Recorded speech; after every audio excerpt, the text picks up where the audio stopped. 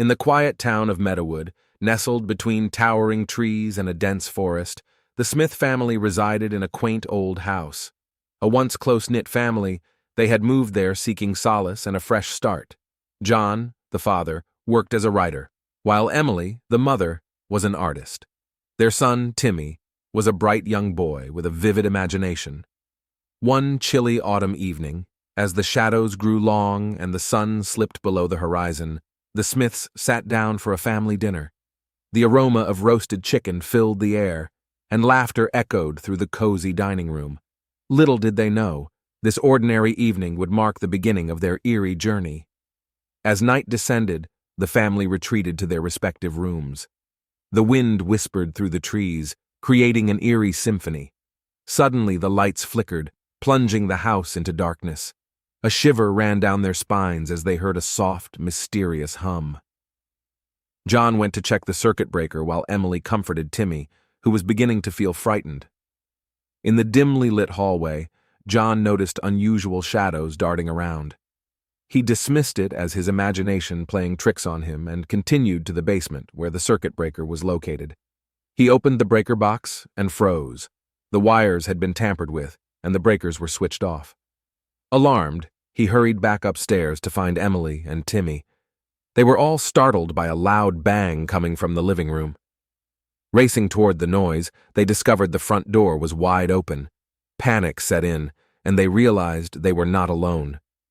They searched frantically for Timmy's missing teddy bear, a comforting companion in unsettling times. As they scoured the house, they stumbled upon a hidden compartment behind a bookshelf. Inside was an old diary that belonged to the previous owner, detailing disturbing occurrences in the house.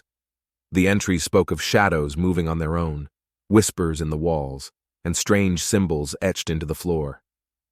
The words sent shivers down their spines, but before they could delve deeper, they heard a faint cry.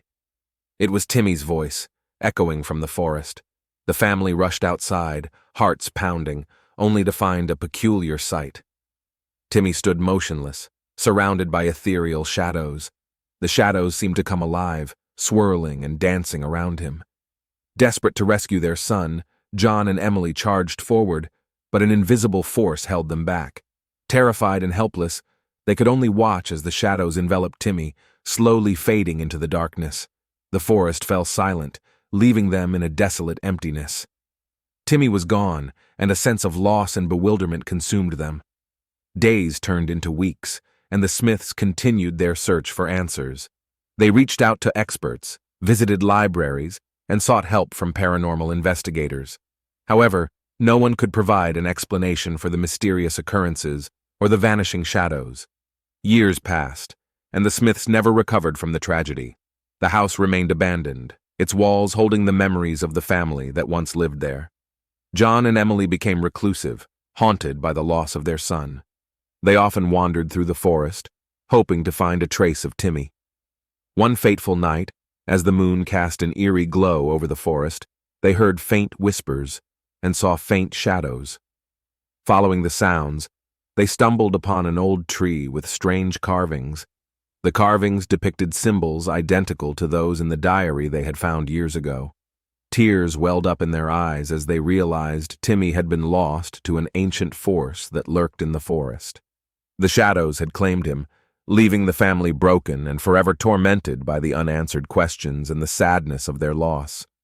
As they stood by the tree, a sudden gust of wind carried away the whispers, leaving them in silence once again. The mystery remained unsolved, and the sorrow of losing their beloved Timmy never ceased. The shadows would forever haunt their lives, a chilling reminder of the darkness that can consume even the most innocent souls.